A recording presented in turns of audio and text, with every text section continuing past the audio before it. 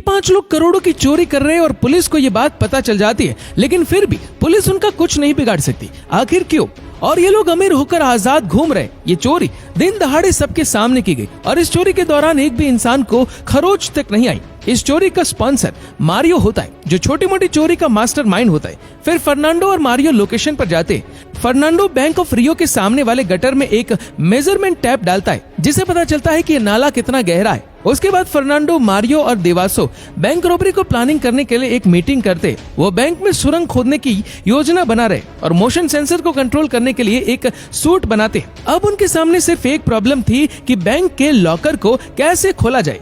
इसीलिए वो अगले दिन सेबेस्टियन के साथ बैंक में जाने से पहले बैंक के आसपास की तस्वीरें लेता है। सेबेस्टियन बैंक के स्टाफ से अकाउंट ओपन करवाने के बारे में पूछता है, जबकि फर्नांडो बैंक के अंदर तस्वीरें लेने लगता है। लेकिन तभी वहाँ पर एक सिक्योरिटी गार्ड आ जाता है और उसे ऐसा करते हुए देख लेता है। पूछताछ करने के लिए उसे बेसमेंट पे लेकर जाते हैं। लेकिन ये सब फर्नांडो की प्लानिंग का हिस्सा ही था, क्योंकि उसे सेफ्टी डिपॉजिट वॉल को नजदीक से देखना था। सिक्योरिटी गार्ड फर्नांडो की हर सामान की जांच करते, लेकिन उन्हें कुछ भी नहीं मिलता है, क्योंकि फर्नांडो ने कैमरे में से मेमोरी कार्ड निकाल दिया था। फिर वो बैंक और नाले के बीच की दूरी को पता लगाने के लिए साइकिल का इस्तेमाल करते। टायर पर मार्क करके टायर कितनी बार घुमा है इसकी गिनती करके उन्हें ये पता चल जाता है। यहाँ हमें पता चलता है कि जो पैसा वो चुराएंगे उसका इंश्योरेंस होगा। इसका मतलब चोरी से आम आदमी को नुकसान नहीं होगा, बस बैंक वालों को होगा। उस रात वो नाले में जाते और सुरंग खोदना शुरू करते। अब ये लोग अल्बर्टो नाम के एक लड़के को भी अपने साथ लेते। इतनी प्लानिंग करने के बाद भी फर्नांडो और उसके साथियों को 400 लॉकर खोलने का कोई तरीका नहीं मिल रहा था, क्योंकि 400 लॉकर खोलने में उनके प्लान के मुताबिक उन्हें करीब 7 घंटे लगेंगे और इतने टाइम के लिए वो बैंक में रुक नहीं सकते। इसीलिए मारियो उसी बैंक के दूसरे ब्रांच में एक लॉकर लेता है और लॉकर को खोलते वक्त वो लॉकर को बड़े ध्यान से देखता है। फिर फर्नांडो कहता है कि वो बैंक के वर्किंग टाइम के दौरान मुख्य गेट से एंटर होंगे, क्योंकि उस वक्त सेफ डिपॉजिट के वार्ड भी खुले होंगे और वो भी बिना किसी अलार्म और मोशन सेंसर के। पुलिस को ऐसा लगेगा कि वो छोटे मोटे चोर है और सिर्फ कैश लूटने आए हैं। अब बैंक रॉबरी का दिन आता है। सेबेस्टियन नाले के रास्ते काम करने के लिए अंदर जाता है, जबकि फर्नांडो और बाकी मेंबर्स बैंक के अंदर आ जाते हैं। मारियो और देबाजो अपनी गन निकालकर फर्स्ट फ्लोर पर जाते हैं। वही फर्नांडो और अल्बर्टो ग्राउंड फ्लोर पर सबको अपनी गन पॉइंट पर ले लेते हैं। वो बैंक कर्मचारी को फ्लोर पर लेटने का ऑर्डर देते हैं। वहीं एक सिक्योरिटी गार्ड सीसीटीवी रूम में पुलिस को अलर्ट करता है, लेकिन तभी फर्नांडो ये सुन लेता है। बैंक में मारियो कैशियर को ऑर्डर देता है कि वो सारे के सारे पैसे बैग में डाल दे। वहीं अल्बर्टो जाकर पार्किंग का गेट लॉक करता है। कुछ ही देर में पुलिस बैंक के बाहर आ जाती है। पुलिस को देखते ही फर्नांडो एक बंदे को गन पॉइंट पर लेकर पुलिस को धमकी देता है कि अगर पुलिस ने बैंक में घुसने की कोशिश की तो वो उसे मार देगा। इसके बाद फर्नांडो अपने साथियों को बताता है कि लूट का पहला फेज समाप्त हो चुका है। फेज 2 में मारियो एक औरत को गन पॉइंट में रखकर सीसीटीवी गार्ड को सरेंडर करने के लिए कहता है। इसके बाद फेज 3 में ये लोग बैंक के सभी कैमरे बंद कर देते और फर्नांडो लॉकर रूम में जाकर एक तिजोरी हटाता है। फर्नांडो फेज 4 कहता है और तभी दीवार की दूसरी तरफ से सेबेस्टियन दीवार तोड़ देता है और बैंक के अंदर आ जाता है। फेज 5 में वो दोनों अपने मशीन को असेंबल करना शुरू करते हैं।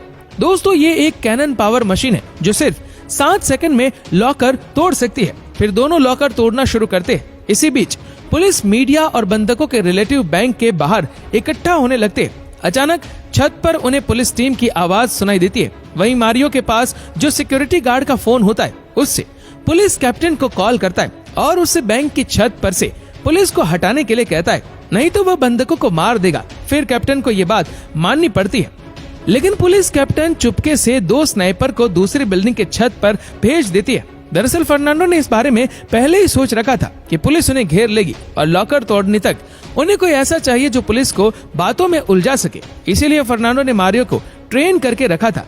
अब कैप्टन मारियो से पूछता है कि उसकी डिमांड क्या है। मारियो कहता है कि वह मिनिस्टर से बात करना चाहता है। कैप्टन उसकी डिमांड पूरी करने को तैयार हो जाता है और 1 घंटे का वक्त मांगता है। इसी बीच फर्नांडो और सेबेस्टियन ने काफी लॉकर तोड़ लिए, जिसमें ढेर सारा कैश और कई किलो गोल्ड ज्वेलरी है। वहीं दूसरी तरफ पुलिस बाहर लाचार खड़ी है और यहाँ पर एक बूढ़ी महिला का फोन बजता है और पता चलता है कि उसका जन्मदिन है।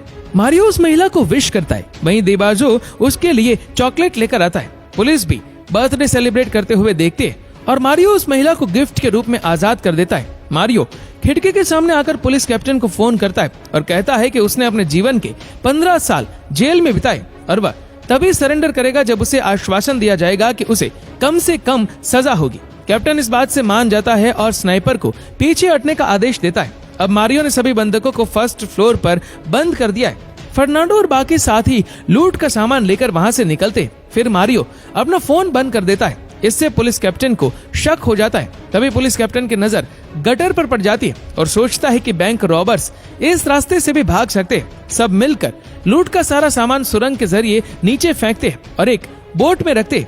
वहीं ऊपर फर्नांडो अपने सारे हथियार वॉल्ट में रख लेता है और यहाँ पर हमें ये पता चलता है कि ये सारे हथियार नकली है। फर्नांडो कभी भी किसी नागरिक को चोट पहुंचाना नहीं चाहता था और पुलिस को ये बात पता चले, इसीलिए उसने अपने सारे हथियार वहीं छोड़ दिए थे।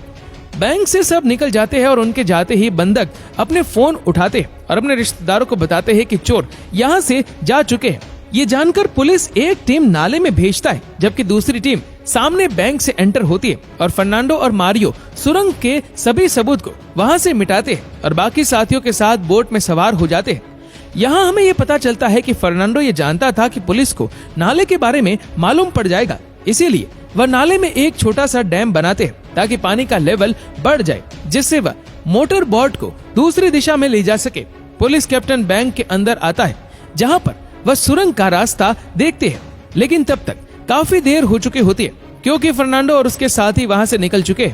वह अपने एग्जिट पॉइंट पर पहुंच चुके जहां पर सब नाले से सीधा वैन के अंदर जाते। इस तरह वह सब आसानी से वहां से निकल जाते। वहां से निकलने के बाद लूट में इस्तेमाल होने वाले सारे सामान को ये लोग जला देते। फिर वह अल्बर्टो के घर जाते और लूट का सारा सामान आपस में बांट लेते। बैंक की रॉबरी को कुछ महीने बीत जाते और सभी लूट के पैसों से आराम की जिंदगी जी रहे होते। तभी एक दिन अल्बर्टो की पत्नी उसे एक दूसरी लड़की के साथ मजे करते हुए देख लेती है और उसे मालूम पड़ जाता है कि अल्बर्टो उसे धोखा दे रहा था। वह काफी गुस्सा होती है और पुलिस स्टेशन में जाकर फरियाद करती है और ये भी बता देती है कि बैंक रॉबरी में उसका पति अल्बर्टो भी शामिल था। फिर एक के बाद एक सभी गैंग मेंबर्स पकड़े जाते हैं और सभी को जेल में डाल दिया जाता है। उसके 7 महीने बाद फर्नांडो जेल से आजाद हो रहा था और मारियो उसे वेलकम करने के लिए खड़ा है। इसके बाद पता चलता है कि फर्नांडो ने यह तैयारी भी पहले से ही की थी कि अगर वह पकड़े जाते हैं तो क्या होगा, इसीलिए वह लूट के दौरान खिलौने की गन इस्तेमाल करते ताकि किसी को चोट ना पहुंचे और वह छोटी सी सजा पाकर जेल से छूट जाए। साथ ही फर्नांडो और गैंग के बाकी लोगों ने लूट का बड़ा हिस्सा छिपा कर रखा था क्योंकि बैंक के सेफ डिपॉजिट वॉल्ट में रखे गए सामान का कोई रिकॉर्ड नहीं होता। इसी तरह फर्नांडो की गैंग ने चोरी भी की और उसकी सजा भी पूरी कर ली, लेकिन उसके बाद भी वह अमीर बन गए। ना ही उन्हें अब कानून का डर था और ना ही पुलिस का डर था, ना ही उन्हें किसी से छुपने की जरूरत थी क्योंकि उन्होंने अपनी सजा भी पूरी कर ली थी। इसी तरह वह 5 करोड़पति बन गए।